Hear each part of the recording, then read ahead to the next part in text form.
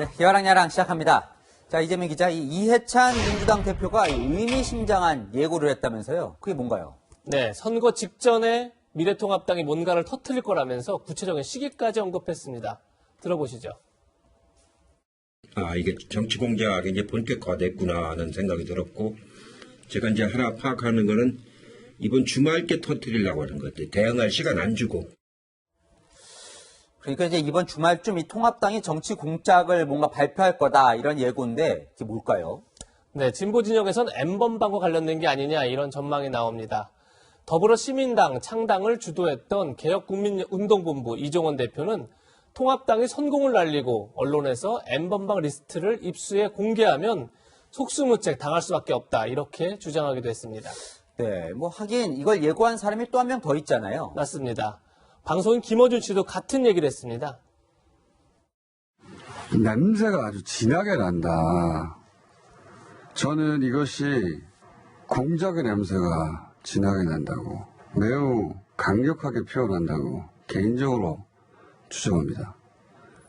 네, 실제로 이 통합당이 N번방과 관련해서 이제 뭐 추가로 뭔가 밝히겠다 뭐 이렇게 예고를 한 게 있죠. 네, 어제 번인성 사건의 최초 제보자였던 김상교 씨를 앞세워서 포문을 여는 바 있습니다. 민주당과 문재인 정부가 그동안 이 N번방 사건과 같은 성착취 범죄 사건에서 얼만큼 외면하고 은폐까지 시도했는지를 말씀드리고자 합니다.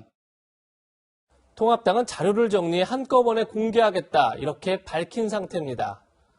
한편에선 여권이 음모론을 들고 나온 게 야당 공격을 정치 공작으로 몰고 가려는 또 다른 음모가 아니냐 이런 지적도 있습니다.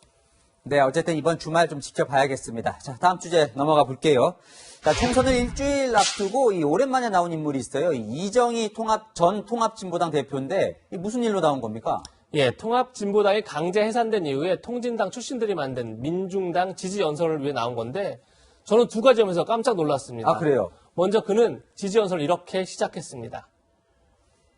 저를 알아보시는 분들은 이명박 박근혜 정부 시절의 일들을 떠올리실 듯합니다.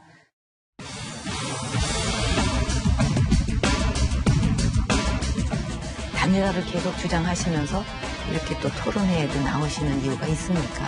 박근혜 후보 떨어뜨리기 위한 겁니다. 저는 박근혜 후보를 반드시 떨어뜨릴 겁니다. 제가 두 가지 점에서 놀랐다고 했죠. 첫 번째는 보신 것처럼 8년 세월 앞에 흰머리가 많이 늘었습니다. 하지만 더 놀란 건 과거의 전투적인 모습을 찾아볼 수 없었다는 겁니다. 진보 정치에 주신 기대에 어긋나게 실망을 많이 드렸습니다. 제 부족함이 많은 어려움을 불러왔던 것 잊지 않고 살겠습니다. 네, 이거 잠시 봤지만 좀 많이 부드러워진 것 같네요.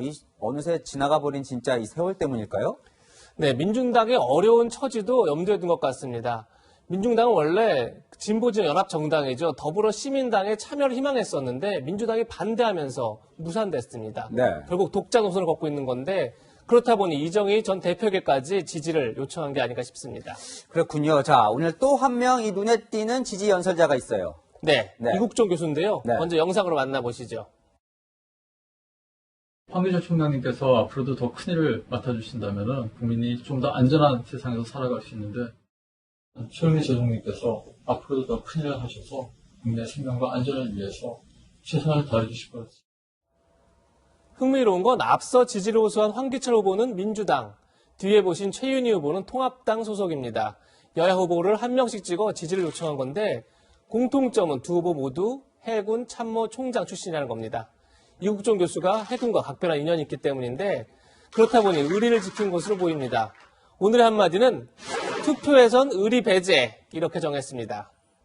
네, 대신 국민과의 약속을 지킬 의리 있는 정치인은 환영합니다. 지금까지 여랑야랑이었습니다.